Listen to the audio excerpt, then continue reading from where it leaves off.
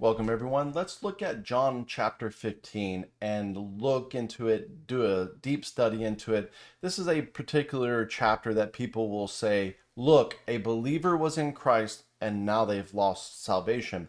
Well, if you believe this, or if you heard someone say this, they would have to, or if you believe it, you would have to reject other scriptures.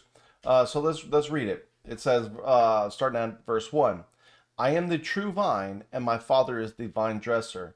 Every branch in me that does not bear fruit, he takes away, and every branch that bears fruit, he prunes it so that it may bear more fruit. Right away, we automatically see that is who is being addressed is people that are in Christ. These are believers that are in Christ, and the God the Father is the vine dresser. Jesus is the vine, and if you don't bear fruit, you're going to wither and get thrown in the fire. So right away, we know these are believers in Christ. So this is, you would have to go to John 10, starting at verse 25. It says, starting at verse 25, Jesus answered them, I tell you, and you do not believe, the works that I do in my Father's name. Those testify of me. But you do not believe because you are not of my sheep. My sheep hear my voice, and I know them, and they follow me. And I give them eternal life, so that they will never perish, and no one will snatch them out of my hands. So these believers are in Jesus's hands. These are believers that are inside Jesus's hands, inside Jesus, Jesus inside them, and no one will snatch them from my hands. But hold on, it gets better.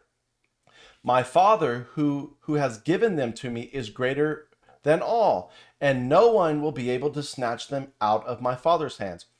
So we have a contradiction going on John 10 and John 15 if you believe John 15 is talking about salvation.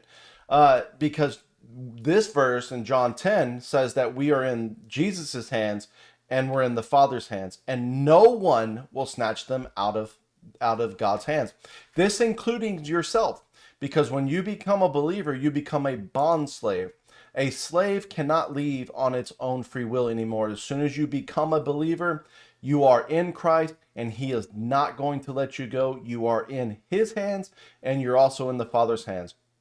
If Jesus loses one of his believers, you can call Jesus Butterfingers. And this Bible verse right here in John 10, verse 25 through 29, is not true. If you are a believer, you have everlasting life. No one, and you involved into that no one, can snatch them out of the Father's hands. So let's go back to John 15. Because if you believe you could lose salvation, John 10 is not correct. John 15, if John 10 is correct, then John 15 is talking about something else. It says, we're starting at verse 3, you are already clean because of the word which I have spoken. Again, this is talking about believers. They're clean. They're baptized in Jesus. They're sealed with the Holy Spirit. So what does this verse mean? Well, let's keep reading. Remember, remain in me and I in you, just as a branch cannot bear fruit of itself, but must remain in the vine. So neither can you lose or loosen unless you remain in me. This is all talking about you cannot stray away to do your own will that you believe that God is going to do. If you believe God told you to do this and you really didn't, well, guess what? You will not bear fruit. This is talking about believers that are in Christ bearing fruit. Verse 5. I am the vine, and you are the branches. The one who remains in me, and I in him, bear much fruit. Apart from me, you can do nothing. Jesus, all he is doing is saying, if you are going to do mighty works in my name, you must remain in me. This is what he's saying. Verse 6.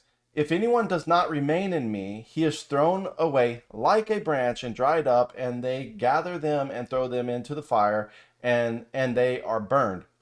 So people will take that and be like, oh, this fire is talking about eternal damnation, hell. And this is absolutely not what it's saying. John 10 says that Jesus will not lose any of his people. So what does this chapter mean? What is Jesus trying to display to him? Jesus is trying to say discipleship. This is what this chapter is talking about. It is not talking about salvation.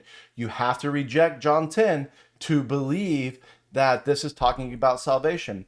The Bible says that many are called and few are chosen. Many are called. There's a lot of Christians that are inside Jesus that they're truly believed, they're truly saved, but they have no fruits. Why? Because they are not called to be a disciple. They were called to be saved, and they're supposed to go out and be disciples, but they choose not to. They choose to do their own free will. So this is what this is talking about. It is not talking about you could lose salvation, because you literally have to reject John 10 along with several other Bible verses to come to that understanding that this is talking about salvation. This is talking about discipleship. Verse 7, if you remain in me and my word remains in you, ask whatever you wish and it will be done for you.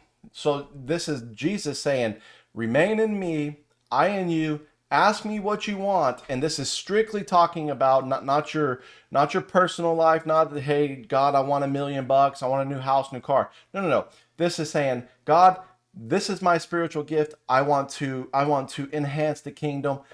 Help me enhance the kingdom. Let me help me do your will. That's what this is talking about. So a lot of people will take this particular Bible verse and say, well, look, I asked for $1 million and win the lottery and it didn't happen.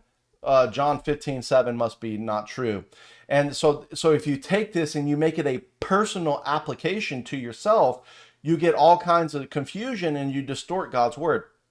John chapter 15 is not talking about what we can do. It is talking about what Jesus can do through us if we just allow him. It is all about discipleship.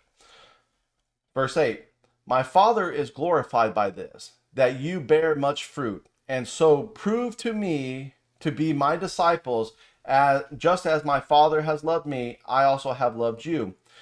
So we got to stop right here. God the Son is saying the Father loved him and he loves us the same way the Father loves us. To say that this is talking about salvation is saying that God's love is not is conditional. It's not unconditional. Because if you are in Christ and God agape loves you, unconditionally loves you, he would have to stop loving you to send you to hell. And again, this is bad doctrine, it's bad hermeneutics. This is absolutely crystal clear that it's talking about discipleship, not salvation. Because the word here is used is agapeo in the Greek. It is an unconditional love. Jesus loves you no matter what you do. You bear fruits or don't bear fruits, he loves you. He does want you to bear fruits, but if you do not bear fruits, you have absolutely nothing to worry about going to hell. We are called to be disciples. We are called to go out and bear fruits because we get rewards in heaven for doing so. But again, to say God agape loves you, unconditionally loves you, and if you don't bear fruit, he's going to send you to hell, is saying that this unconditional love, this love that God has towards us, is not true. You have to reject God's nature of love, and he loves his people, to say, well, if I have to do any types of good works to bear good fruit, then you work on your own merits, and he's going to send you to hell if you do it. And that is not the God that we worship. God is a God of love. Verse 10, if you keep my commandments, you will remain in my love, just as I have kept my Father's commandments and remain in his love.